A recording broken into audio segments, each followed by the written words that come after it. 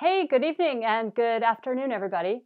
If you saw my Facebook page today, you saw that I posted an article about how the Dutch government is apparently banning alcohol for the rest of the coronavirus situation, which could be a long time and really wouldn't go over too well here.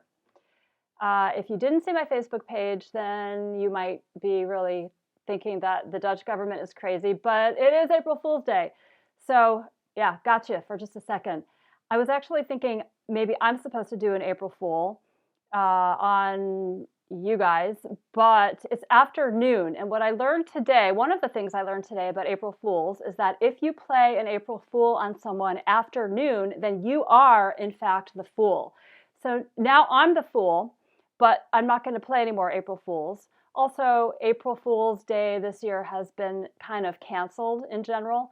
And I did learn also that if you are in Taiwan, India, or what was the other country? Thailand, and maybe some other countries, and you pull an April Fool's prank that has anything to do with the coronavirus, you're going to get thrown in jail.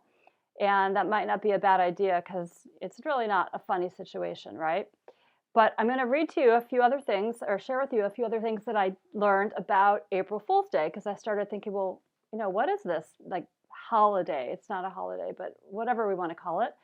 And the origin of April Fools is actually debated. It's not clear. I'll post a couple of sites in the comments where you can read more about that.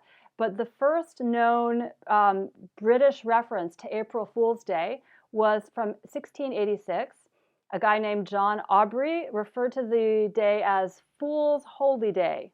And then there are some other documented instances since then, or quite a few actually, but in that era of people playing various pranks on each other on the 1st of April. Now it's celebrated throughout the world, but it has European origins. And I also looked up, what are some interesting April Fool's hoaxes that have been played on people, on unsuspecting people over the years. And of course, there are various practical jokes that people play on each other on April Fool's Day.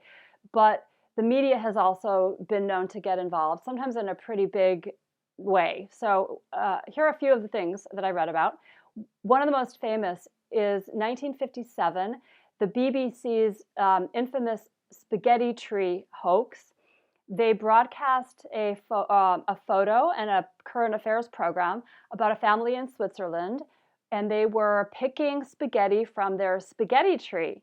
And at that time in the 1950s, apparently, the British people were not used to eating spaghetti. It was not yet a big deal, and they didn't all know that it does not grow on trees.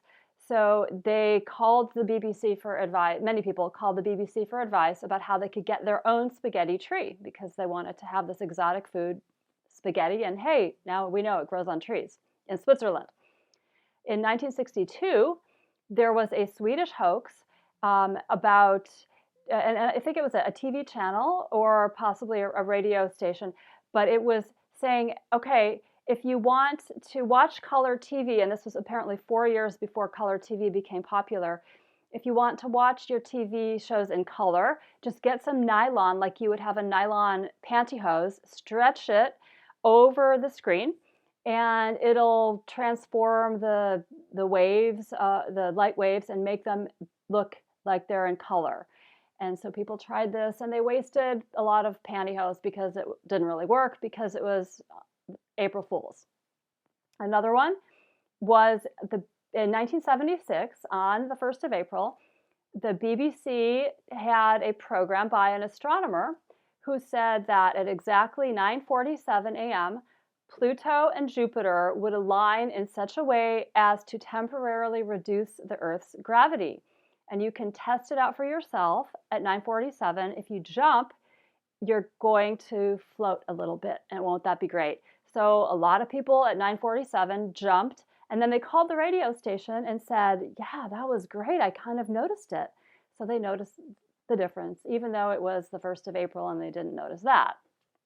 And the last one I'll share with you was in 1996. Taco Bell took out full-page ads in 6 major American newspapers with a picture of the Liberty Bell, and it was called the Taco Liberty Bell. And they told everybody that they had bought the Liberty Bell, and now it would be called the Taco Liberty Bell. And when I saw that, I thought, yeah, they'd probably like to, but it was April Fool's, so it didn't really happen. Anyway, I trust you've had a great April Fool's Day, and talk to you soon.